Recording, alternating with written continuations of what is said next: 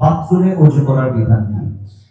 একটা most common প্রশ্ন, বাথরুমে ওযু করার বিধান কি? ভাইরা আমার, বাথরুমের ভেতরে কমোড বা প্যান এটার সাথে আপনার ওযুর যে টেপ বা বেসিন, এটার যদি কোনো পার্থক্য না থাকে, অর্থাৎ মাঝখানে কোনো আড়াল বা ব্যবধান না থাকে, তাহলে এই জায়গায় ওযু না করে ওযুটা বাহিরে কোনো ট্যাপে করা উত্তম।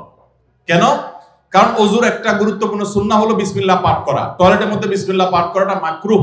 টয়লেটে বিসমিল্লাহ পাঠ করা কি মাকরুহ? যেহেতু মাকরুহ, অতএব হয় আপনি বিসমিল্লাহ ছাড়া ওযু করবেন, তাহলে ওযুটা একটু ত্রুটিপূর্ণ হলো, আর না হলে বিসমিল্লাহ জোরে পড়বেন, তাহলে আপনি মাকরুহ করলেন। এজন্য বাথরুমের বাইরে বিসমিল্লাহ পড়ে ওযু করবেন। পাও ধোয়াটা বেসিনে ধোয়ার ব্যবস্থা নাই, ভিতরে যায় ধুলেন, বাস, তাহলে হয়ে গেল। আর যদি বাইরে কোনো বেসিন না থাকে, কোনো টেপ না থাকে, তাহলে টয়লেটের ভিতরেই ওযু করতে পারবেন, কিন্তু বিসমিল্লাহটা মনে মনে বলবেন।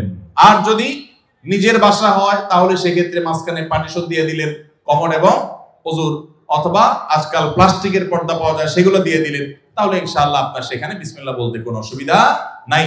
টয়লেটের ভিতরের দিকেও ওযু করে, ওযু হয়ে যাবে, নামাজও হয়ে যাবে, কিন্তু উত্তম হলো বাহিরে পড়া। জি।